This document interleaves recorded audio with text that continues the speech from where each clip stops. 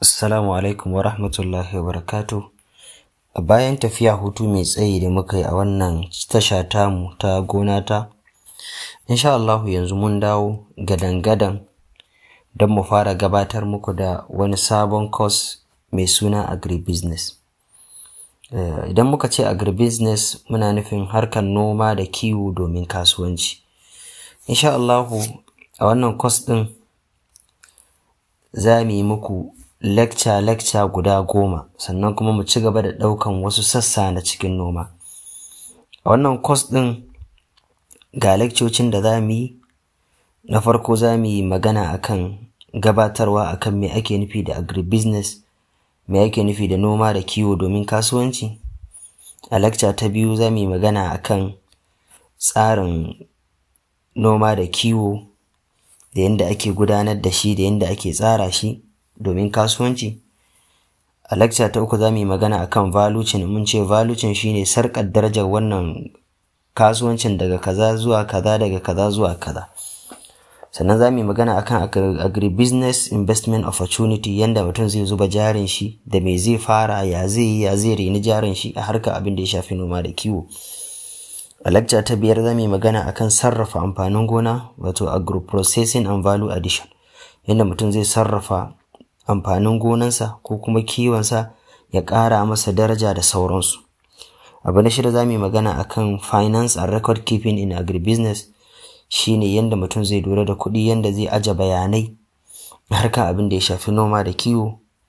Abu na 7 za mu tattauna akan agricultural marketing and branding, hanyoyi na yanda mutum zai tallata kayansa, abin da ya noma ne, abin da ya kiwata ne, dabarun da zai yi siyar cikin sauƙi da sauransu.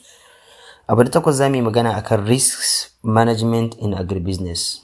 Mun ce risk management muna nufin yanda mutum zai iya lura da hadari da ya zo, annoba da ta zo gona, da kaza da jarrabawa da ta shigo, ya za a yi a magance ta, kuma ya za a in ta zo ya za a ƙara farfadowa. Abu na 9 lecture ta 9 za mu yi magana akan technology and innovation, shine harka ta fasaha a cikin abin da ya shafi noma da kiwo, da kuma kirkire-kirkire da dabarbaru da mutum zai yi a cikin harkar noma da kiwo domin ya samu sauki. Abu na ƙarshe a wannan course din shine za mu yi leadership and growth, shine harka na jagoranci yadda mutum zai faro har ya kai zuwa wani matsayi. Wannan shine abin da za mu tattauna a cikin wannan course din, kuma in mun gama shi in Allah ya yarda za mu je course na gaba. Ba tare da bata lokaci ba za mu shiga lecture ta farko, wanda a wannan lecture za mu yi magana akan abubuwa kamar haka: akan me ake nufi da agribusiness, bi ma'ana me ake nufi da noma da kiwo domin kasuwanci. Abu na 2, wasu sassa ne na shi noma da kiwo domin kasuwanci. Abu na 3, meye muhimmancin daukan noma da kiwo a matsayin kasuwanci, a matsayin sana'a, a matsayin aikin yi. Abu na 4, za mu kawo misalai a cikin harkoki da mutum zai iya dauka na abin da ya shafi noma da kiwo, musamman inda yake da faɗi da yawa. Abu na 5, za mu yi magana akan sarƙa da ta haɗa harkar noma da kiwo.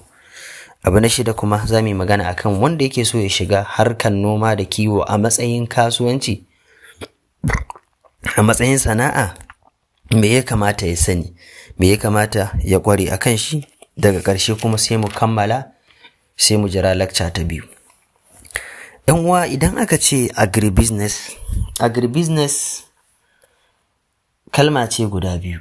Ta farko ita ce agriculture shine duk abin da ya shafi harkar noma da kiwo. Business kuma mun san akwai, shine ake nufi da kasuwanci. Da abin da ake nufi da agribusiness shine duk wasu abubuwa da ake yi wurin samarwa na dabbobi ne ko kayan abinci, tafiyar da su, siyar da su, rarraba su, duka wannan shi abin da ake cema agribusiness. Ba ana nufin wai kawai iya noman ba, a'a, tun daga lokacin da za a yi shuka har zuwa lokacin da za a siyar har ta zo tukunya, duka sashi ne na agribusiness. Hatta masu sai da abinci a kasuwa na ci, dafaffen abinci, suna ƙarƙashin agribusiness ne. Hatta wanda suke ɗaukan masu loda motoci a loda musu kaji su tafi da su, duk suna cikin ƙarƙashin inuwar agribusiness ne. Misali yanzu manomi lokacin da zai shuka masara yana neman iri, yana neman taki, yana neman maganin ƙwari, yana neman tractor da za ta mai aiki a gona, yana neman mutanen da za su taya shi aiki, yana neman motar da za ta ɗaukan masa, in ma masarar ta bushe yana neman an ciro ta zai siyar da ita, wasu su siya, wasu su yi gurguru, wasu su siya, wasu su niƙa su yi abincin kaji, wasu su yi tuwo, wasu su yi kaza. To wannan shine abin da ake ce ma agribusiness. To agribusiness yana da sassa guda uku. Wannan sassan na farko muna da input sector. Za mu yi magana akan me ake nufi da input sector, abubuwan kayan shiga kenan. Sannan muna da kuma production, shine samarwa. Sannan muna da abin da ake ce ma processing and marketing sector, shine sector da ake sarrafawa kuma ake kasuwancin abin da ya shafi noma da kiwo. To sector na farko shine input sector. To dole zaka dauki ɗaya daga cikin waɗannan sector. Sector na farko shine input sector. Idan mun ce input sector, na farko akwai shi kanshi iri. Su waye suke samar da iri? Masu sai da iri sun shigo ciki, masu sai da taki na gwamnati ne ko na gargajiya, abin da ya shafi magungunan kwari, kaga duk in za a yi noma da kiwo sai an neme su. Sannan abubuwan da za a yi amfani da su wurin harkar noma da kiwo, fatanya ce, abin irrigation ne na ruwa, injin ban ruwa ne, abin shuka ne, tractor ce da za a yi amfani da ita, roba abincin kaji ne, robar ruwan shan kaji ne, da sauransu. Abin da ya shafi magunguna na dabbobi, na kaji ne, na manyan dabbobi ne, abin da ya shafi abincin da su kansu dabbobin za su ci. Kaga duka waɗannan suna input sector ne. Akwai wanda zaka iya tsayawa a nan. Akwai harkar ita kanta karantar da ita abin da ya shafi noma da kiwo. To harkar kuma production ita ce harkar samarwa. Shine tun daga wanda su suke yin shuka, su yi shukar har zuwa lokacin da za a girbe ta. Kaga su suke samar da shuka, su suke shuka su fitar. Ko kuma wanda suke producing din fingalin ne na kifi, ko dai all ne na kaji, sannan su kiwata da masu kiwon har su kai girma a sayar. To kaga akwai production. Duk bangaren da mutum ya rike zai ci abinci. Sai kuma bangaren abin da ya shafi processing da marketing. Processing shine tun lokacin da aka cire su daga nan, wani zai zo shi aikin shi kawai in manoma sun noma ya siya ya sarar ya siyar. Wani kuma a'a zai siya masara ne ya gurguru da ita in ta gurguru ce. Zai siya masara ne in ya siya daga gidan gona sai ya zo ya niƙa ta, ya packaging ɗinta ya siyar. A'a wani zai siya tumatir ne ɗanye, ya tomato paste da shi, ko kuma ya siya tumatir ɗanye ya busar da shi, ya drying ya mai da shi gari ya siyar. Kaga wannan duka cikin processing ne da value addition. Wani shi bai kiwon kifi, kawai jira yake in an gama kiwon kifi zai je siya ya smoking din shi, ya packaging din shi ya siyar. Haka kuma harka abin da ya shafi marketing. To me amfanin agribusiness? Wato idan aka dauki noma da kasuwanci a matsayin noma da kiwo a matsayin kasuwanci, to za a samar da aikin yi. Sannan kuma za a dinga ƙara masu kayan gonan amfani. Domin in mutum ya karanci agribusiness, da zai cire kajin shi ba a siya ba, ya san process din da zai cire su, ya frozen din su, ya sa su a fridge. In bai da fridge ya kai gidan sanyi, zai iya fefe su ya siyar. Mutum ya cire kifin shi, za a mai ta yin wulakanci, zai iya smoking ya aji da sauransu. Sannan kuma in mutum ya dauki ya san ilimin agribusiness na noma da kiwo, zai rage masa asara. Sannan kuma zai samar da aikin yi da samun abinci da mutane za su ci. To sai misalai na harkoki da mutum zai iya yi a cikin agribusiness. Na farko akwai poultry production, wanda in muka ce poultry production yana cikin abin da duk ya shafi harkan kaji, su tantabaru, su tsuntsaye, kaji layer sun shiga, broiler sun shiga, noela sun shiga, irin su coroilla, irin su salto, kai duk wasu kalan tsuntsaye suna ƙarƙashin poultry production, wanda poultry yana da faɗi. Samar da day-old zaka yi, samar da kaji masu nama zaka yi, a'a zaka dinga renon kaji ne ka siyar da su a point of lay. Production na poultry yana da yawa, yana da faɗi, wanda in mun zo zamu dauke shi ɗaya bayan ɗaya. Akwai abin da ya shafi fish farming, harkan kiwon kifi, wanda shi ma a'a samar da ƙananan kifi kake, sai da kifi kake, ko jira kake sai an siyar, an yi kiwon kifi an siyar, kai ka siya ka zo kai packaging din shi, kai smoking din shi. Akwai abin da ya shafi crop production, mutum zai ɗaukan fannin crop. Cereal crops ne mutum yake yi. In mun ce cereal crops shine abin da ya shafi irin su dawa, su masara, su shinkafa ne kake noma, ko kuma a'a bangaren horticulture ne, wanda horticulture ya tattaro bangarori da yawa. Bangaren abin da ya shafi vegetables, kayan lambu kenan. A horticulture akwai bangaren abin da ya shafi irin su herbs da spices, akwai abin da ya shafi irin su flower, akwai abin da ya shafi irin su manyan bishiyoyi irin su cocoa plant, irin su fruit ga sunan su mangwara su kaza. Duk wani sector mutum ya dauka yana da fadi, babu wanda mutum zai dauka bai ci abinci ba. Kai akwai fanni na agro processing.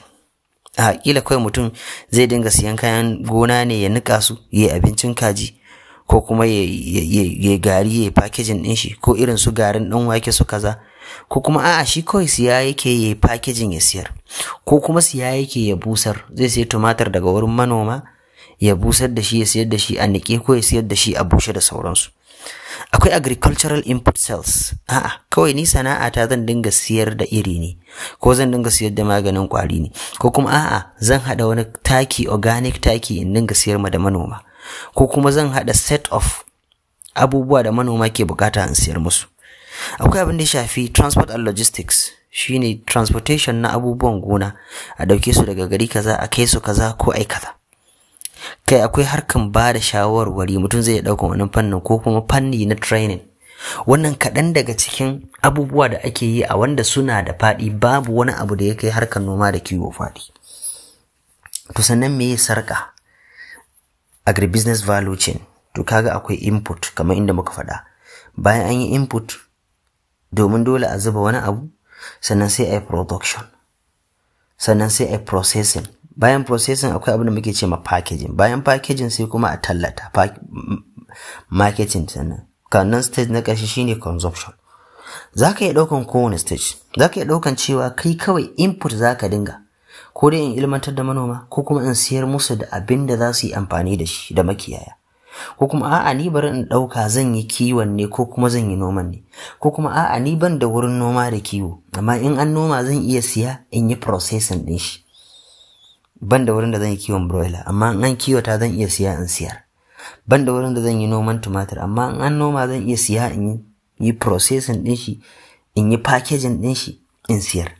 Kai ba zan ma iya noma ba, ba zan iya kuma packaging in yi processing ba, amma zan iya tallatawa.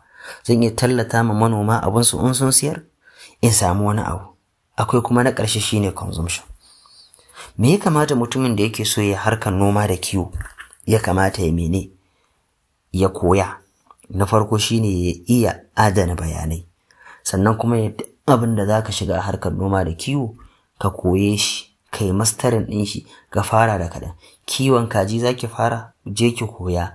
Bayan kin koya a ilmance, samu masu kiwon kaji ki tattauna da su. Noman tumatir zan fara. Duk wani abu da ya shafi yanda zaka yi managing yana da kyau ka koya. Abu na gaba shine yanda zaka tallata abinka, ka darjada shi ta inda in kai noma ko kai kiwo, ko da 'yan sare ba su zo ba, kai ka san yanda zaka shigar da kayanka. Abu na gaba shine ya zama kana da kirkira, kuma ka san ya zaka yi amfani da sababbin dabarbaru wurin kiwo da noma, da dabarbaru kala-kala. Abu na ƙarshe shine ka iya magana da jagoranci ta yanda zaka tafiyar da abubuwanka. To idan mutum ya rike waɗannan abin da ya shafi agribusiness, insha Allah zai samu cigaba. Daga ƙarshe mu sani cewa in mun ce agribusiness ba muna nufin noma bane, yanda zamu mai da noma da kiwo a matsayin kasuwanci dan a samu riba mai yawa, shine abin da muke ce ma agribusiness. Ku jira mu kuma ku ci gaba da bibiyan mu, zamu tafi zuwa ga lecture ta 2 insha Allah. Assalamu alaikum wa rahmatullahi wa barakatuh. Kuma kan mu manta mi subscribing a wannan channel din na Gonata, mi sharing dan wasu su amfana. In Allah da za ku yi ta samun ilmoma sosai akan abin da ya shafi noma da kiwo.